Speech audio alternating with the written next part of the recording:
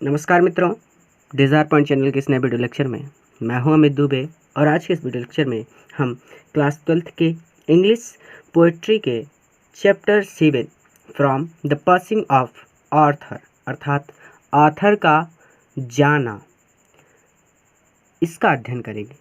इसके लेखक Alfred Lord Tennyson है।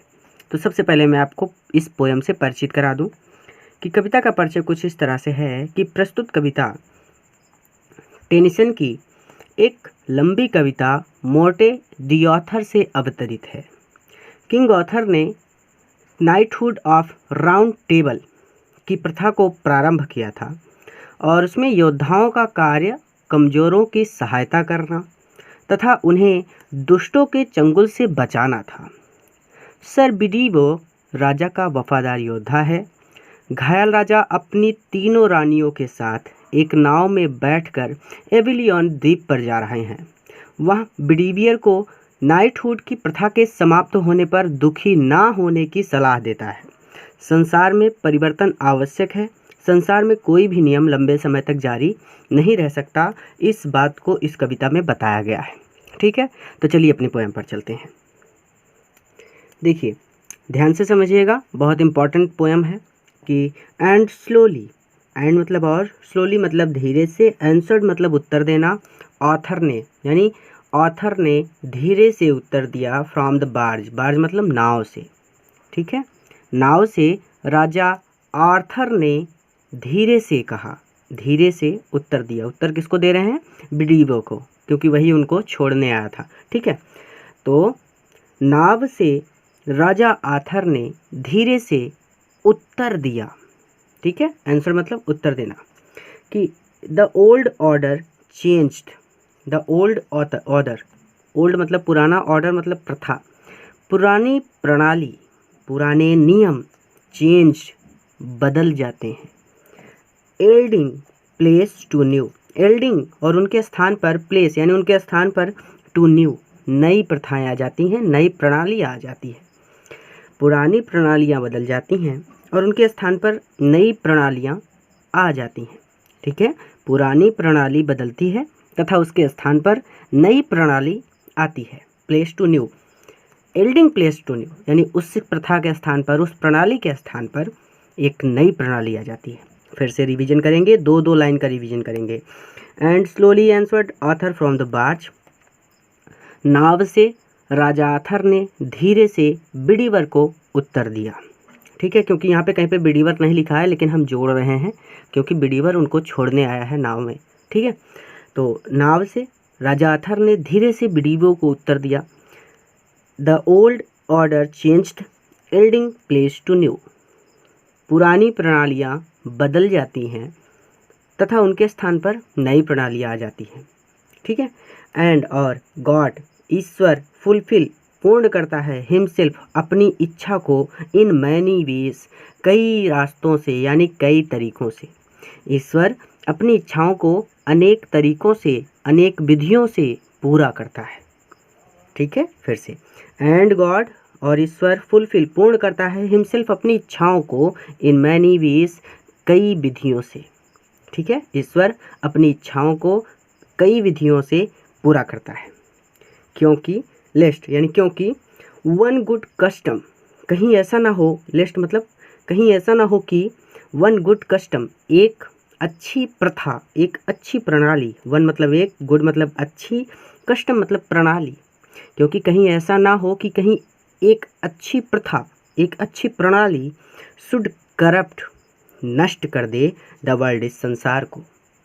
फिर से लेस्ट कहीं ऐसा ना हो कि वन गुड कस्टम की एक अच्छी प्रणाली शुड करप्ट नष्ट कर दे द वर्ल्ड, संसार को। इन दोनों लाइनों का फिर से revision. And God fulfil himself in many ways, ईश्वर अपनी इच्छाओं को अनेक विधियों से पूरा करता है। Lest one good custom should corrupt the world, क्योंकि कहीं ऐसा ना हो कि एक अच्छी प्रथा संसार को नष्ट कर दे। ठीक है, दो लाइन का रिवीजन करते चल रहे हैं, आगे चलते हैं। कंफर्ट ताई सेल्फ, यहाँ पे ताई का मतलब हमेशा यू होता है। ठीक है, कंफर्ट मतलब होता है धैर्य रखना, ताई सेल्फ मतलब योर सेल्फ, ताई मतलब यू, योर सेल्फ, यानी तुम अपने अंदर धैर्य रखो। राजा अथर्ववेदी से कह रहे हैं कि तुम अपने अंदर धैर्य रखो। वाट कम्फर्ट इज़ इन मी यानी मैं वाट कम्फर्ट, तुम्हें क्या धैर्य दे सकता हूँ। कम्फर्ट ताई सेल्फ, तुम अपने अंदर धैर्य रखो। वाट कम्फर्ट इज़ इन मी, मैं तुम्हें क्या धैर्य दे सकता हूँ। I have lived my life, I have lived मैंने जी लिया है, माई लाइफ अपना जीवन, अर्थात मैंने तो अपना जीवन व्यतीत कर लिया है। एंड दैट और वह, विच जो, आई हैव डन मैंने किया है, और वह जो कुछ भी मैंने किया है, may he within himself make pure.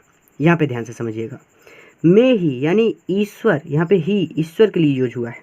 May he within himself यानी उन सब चीज़ों को स्वीकार करेंगे, ईश्वर उन सब चीज़ों को स्वीकार करेंगे, और मेक प्योर यानी जो त्रुटियां हुई हैं उन्हें क्षमा करेंगे। ठीक है, may he within himself, may he within himself यानी जो कुछ मैंने किया है ईश्वर उसे स्वीकार करेगा, मेक प्योर और त्रुटि के लिए उसे क्षमा करेगा, यानी त्रुटि जो कुछ भी मैंने की हैं उनके लिए मुझे क्षमा करेगा। ठीक है, फिर से रिवीजन कर लेते हैं ताकि डाउट्स ना रह जाएं। तो कंफर्ट दाई सेल्फ, स्वयं में धैर्य रखो। व्हाट कंफर्ट इज़ इन मी, मैं तुम्हें क्या धैर्य दे सकता हूँ। I have lived my life, मैंने अपना जीवन जी लिया है, अर्थात मैंने अपना जीवन व्यतीत कर लिया है। And that which I have done, और जो कुछ भी मैंने किया है, may he within himself, ईश्वर उसे स्वीकार करेगा। मे लगा है, मे का मतलब होता है शायद। ठीक है, तो ईश्वर उसे स्वीकार करेगा, मेक प्योर और गलतियों के लिए क्षमा करेगा मुझे। ठीक है, आथर अपने लिए कह रहे हैं। फिर से आराम से, comfort thyself, what comfort is in me, तुम अपने अंदर धैर्य रखो, मैं तुम्हें क्या धैर्य दे सकता हूँ।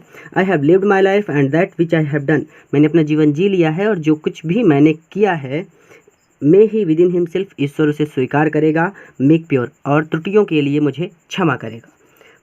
बट दो नहीं है, यू है।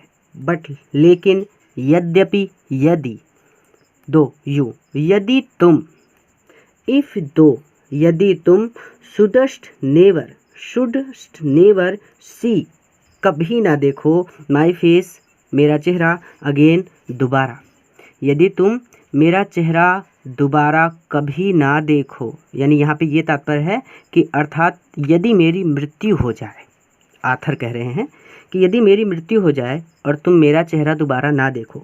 बट तो यदि तुम, इफ़ दो यदि तुम, shouldst never see my face again, यदि तुम मेरा चेहरा दोबारा ना देखो। Pray for my soul, pray तो प्रार्थना करना, फॉर माई सोल मेरी आत्मा के लिए, यानी मेरी आत्मा की शांति के लिए भगवान से प्रार्थना करना। More things are brought by prayer, more things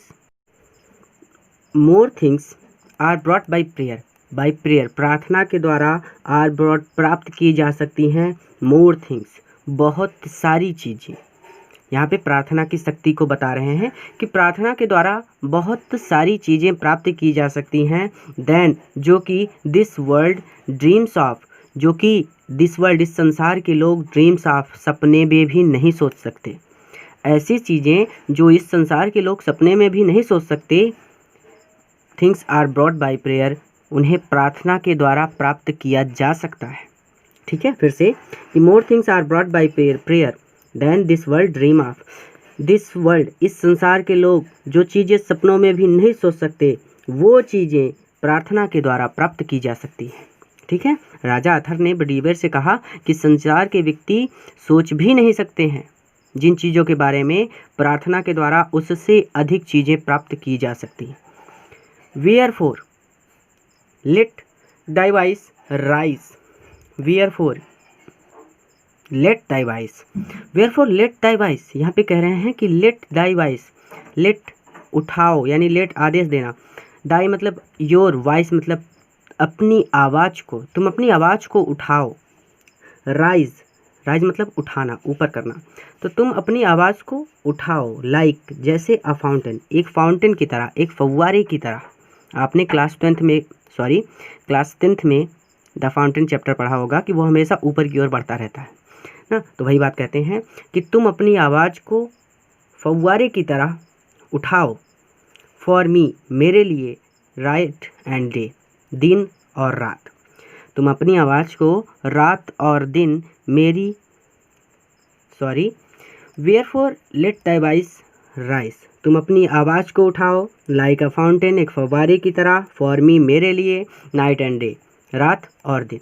अर्थात तुम अपनी आवाज़ को मेरे लिए एक फव्वारे की तरह रात और दिन उठाओ। अर्थात तुम मेरे लिए रात दिन ईश्वर से प्रार्थना करना और अपनी प्रार्थना को रुकने मत देना। यहाँ पे फाउंटेन क्यों यूज हुआ है? क्योंकि फाउंटेन सदैव आगे बढ़ता रहता है, यानी अपनी प्रार्थनाओं को जारी रखना, कभी भी रोकना मत। यानी कुछ बढ़ा के इसको ऐसे कहा जा सकता है कि जिस प्रकार एक फव्वारे से पानी के छींटे निकलकर हमेशा ऊपर की ओर जाते रहते हैं, उसी प्रकार तुम्हें अपनी आवाज़ दिन रात मेरे लिए प्रार्थना करते रहना है। ठीक है, तो ये समझ में आ गया। फिर से एक बार रिवीजन करते हैं कि ये तो हो गया था। Wherefore let thy voice rise like a fountain for me night and day, यानी तुम अपनी आवाज़ को एक फव्वारे की तरह मेरे लिए रात और दिन उठाओ। अर्थात यहाँ पे ये कहने का तात्पर्य है कि जिस प्रकार एक फव्वारे से पानी के छींटे निकलकर लगातार ऊपर की ओर जाते रहते हैं, उसी प्रकार तुम्हें अपनी आवाज़ द्वारा दिन रात मेरे लिए प्रार्थना करते रहना चाहिए। ठीक है, एक बार हम इसका फिर से रिवीजन करेंगे यहाँ से यहाँ तक, ताकि डाउट्स क्लियर हो जाएं। तो प्रे फॉर माई सोल, यानी वो तो वहाँ पे पीछे था कि जब तुम मुझे ना देखो तो मेरी आत्मा के लिए प्रार्थना करना, तो ये तो हो गया था। More things are brought by prayer than this world dreams of, जो इस संसार के लोग सोच भी नहीं सकते, जिन चीज़ों के बारे में इस संसार के लोग सपने में भी नहीं सोच सकते, वो चीज़ें भी प्रार्थना के द्वारा प्राप्त की जा सकती हैं। Wherefore let thy voice rise like a fountain for me night and day, यानी जिस प्रकार एक फव्वारे से पानी के छींटे निकलकर लगातार ऊपर की ओर जाते रहते हैं, उसी प्रकार तुम्हें अपनी आवाज़ द्वारा दिन रात मेरे लिए प्रार्थना करते रहना चाहिए। तो अब आगे चलते हैं। फॉर क्योंकि, वाट आर मेन वे लोग, बेटर दैन शीप लगभग शीप भेड़ों एंड गोट्स और बकरियों की तरह हैं। क्योंकि वे लोग लगभग भेड़ों और बकरियों की तरह हैं।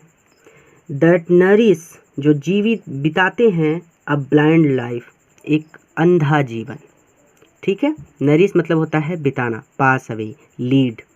ठीक है, फॉर वाट आर मेन क्योंकि ऐसे लोग better than sheeps and goats भेड़ों और बकरियों की तरह हैं, जो एक अंधा जीवन बिताते हैं विद इन द ब्रेन मस्तिष्क के साथ। अर्थात वे मनुष्य भेड़ या बकरियों से बढ़कर हैं, जो मस्तिष्क प्राप्त होने के बावजूद भी ज्ञान रहित जीवन बिताते हैं। ठीक है, आराम से फिर से कि for what are men better than sheeps and goats, for क्योंकि ऐसे लोग भेड़ों और बकरियों के समान हैं, जो विद इन द ब्रेन मस्तिष्क के होते हुए भी नरिश अ ब्लाइंड लाइफ एक अंधा जीवन बिताते हैं। इफ़ नोइंग गॉड ईश्वर को जानते हुए भी, इफ़ नो मतलब जानना, गॉड मतलब ईश्वर, इफ़ नोइंग गॉड ईश्वर को जानते हुए भी दे लिफ्ट नॉट हैंड्स हाथ नहीं उठाते, लिफ्ट मतलब उठाना, तो दे लिफ्ट नॉट हैंड्स वे हाथ नहीं उठाते ऑफ प्रेयर प्रार्थना के लिए। ईश्वर को जानते हुए भी वे प्रार्थना के लिए हाथ नहीं उठाते। बोथ मतलब दोनों के लिए, फॉर देमसेल्व्स ना तो अपने लिए, एंड दोज और ना उन लोगों के लिए, हु कॉल देम फ्रेंड्स जिन्हें वे मित्र कहते हैं। कॉल मतलब पुकारना, देम मतलब उन लोगों को, फ्रेंड्स मित्र। जिन लोगों को वो मित्र कहते हैं, ना तो वो उनके लिए प्रार्थना करते हैं और ना ही अपने लिए प्रार्थना करते हैं, ईश्वर को जानते हुए भी। ठीक है, चारों लाइनों का रिवीजन फिर से करेंगे, आराम से समझिएगा। For what are men better than sheeps and goats क्योंकि ऐसे लोग भेड़ों और बकरियों की तरह हैं। That nourish a blind life जो कि एक अंधा जीवन बिताते हैं विद इन द ब्रेन मस्तिष्क के होते हुए भी। अर्थात मस्तिष्क के होते हुए भी जो लोग अंधा जीवन बिताते हैं, वे लोग भेड़ों और बकरियों के समान हैं। ठीक है। इफ़ नोइंग गॉड, ईश्वर को जानते हुए भी they lift not hands for of prayer, वे प्रार्थना के लिए हाथ नहीं उठाते हैं। बोथ फॉर देम सेल्व्स, ना तो अपने लिए, and those who call them friends, और ना ही उनके लिए जिन्हें वे मित्र कहते हैं। अर्थात यहाँ से यहाँ तक ये कहना चाहते हैं कि ईश्वर को जानकर भी वे स्वयं के लिए तथा उनके लिए जिन्हें वे मित्र कहते हैं हाथ उठाकर प्रार्थना नहीं करते हैं। ठीक है, ये चीज़। 4 so the whole round earth is every way, इस लाइन को ध्यान से समझिएगा, नहीं तो आपको समझ में नहीं आएगी। फॉर, अब ये फॉर किसके लिए यूज हुआ? ये प्रार्थना के लिए यूज हुआ है। कहते हैं क्योंकि प्रार्थना एक ऐसी चीज़ है, so the whole round, round मतलब लपेटना किसी चीज़ को, जैसे गोला हो तो उसे किसी रस्सी से हम लपेट दें चारों तरफ से, ठीक है, तो लपेटना। तो फॉर, क्योंकि प्रार्थना एक ऐसी कड़ी है, so the whole round earth, जो इस होल राउंड अर्थ यानी इस पूरे संसार को, इस समस्त विश्व को, इज एवरी वे, सभी प्रकार से बाउंड, बांधती है। फिर से आराम से, फॉर, क्योंकि प्रार्थना एक ऐसी जंजीर है, so the whole round earth is, जो इस संसार को, इज एवरी वे, सभी प्रकार से बाउंड, बांधती है। ठीक है, समझ में आ रहा है? ध्यान से समझिए कि for so the whole round earth is every way, प्रार्थना एक कड़ी है। फॉर यानी प्रार्थना के लिए यूज हुआ है फॉर, तो फॉर प्रार्थना एक कड़ी है, so the whole round earth, इस पूरे को हम कह रहे हैं संसार को। होल राउंड अर्थ यानी पूरी की पूरी पृथ्वी को, तो पूरी की पूरी पृथ्वी यानी संसार को, इज एवरी वे, सभी तरह से। तो अब इस सभी तरह को हम साइलेंट करेंगे, ठीक है। तो for so the whole round earth, प्रार्थना एक कड़ी है जो कि इस संसार को बाउंड, बांधती है, बाय गोल्ड चेन्स, सोने की जंजीर से, about the feet of God, ईश्वर के पैरों में। अब पूरा पूरा मिला के कि प्रार्थना एक कड़ी है जो सोने की जंजीर से इस पूरे संसार को, इस विश्व को ईश्वर के चरणों में बांधती है। इतने आराम से समझा रहा हूँ क्योंकि ये लाइन हार्ड है थोड़ा सा। फिर से आराम से कि for so the whole round earth is every way bound by gold chain, प्रार्थना एक कड़ी है जो सोने की जंजीर से इस समस्त विश्व को गॉड फीट, ईश्वर के चरणों में बांधती है, ईश्वर के पैरों में बांधती है। गॉड मतलब ईश्वर, ऑफ मतलब काकी के, फीट मतलब पैर, ठीक है। तो पूरा पूरा मिला के यहाँ से यहाँ तक ये कहना चाहते हैं कि प्रार्थना एक कड़ी है जो सोने की जंजीर की सहायता से इस विश्व को ईश्वर के चरणों में बांधती है। लास्ट बार रिवीजन कि for so the whole round earth, for क्योंकि प्रार्थना एक कड़ी है, so the whole round earth जो इस संपूर्ण संसार को, इज एवरी वे, सभी प्रकार से, तो इस सभी प्रकार को हमने साइलेंट कर दिया, बाउंड, बांधती है, बाय गोल्ड चेन, सोने की जंजीर से, about the feet of God, ईश्वर के पैरों में। प्रार्थना एक कड़ी है जो सोने की जंजीर से, सोने की जंजीर की सहायता से इस विश्व को ईश्वर के चरणों में बांधती है। बट नाउ, लेकिन अब, फेयरवेल, अलविदा। लेखक हैं अल्फ्रेड लॉर्ड टेनिसन। तो बस आज की इस वीडियो में इतना ही। अगर वीडियो पसंद आया तो अपने मित्रों के साथ भी शेयर कीजिएगा ताकि वहाँ भी इसका लाभ ले सकें। पूरा वीडियो देखने के लिए आपका बहुत बहुत धन्यवाद।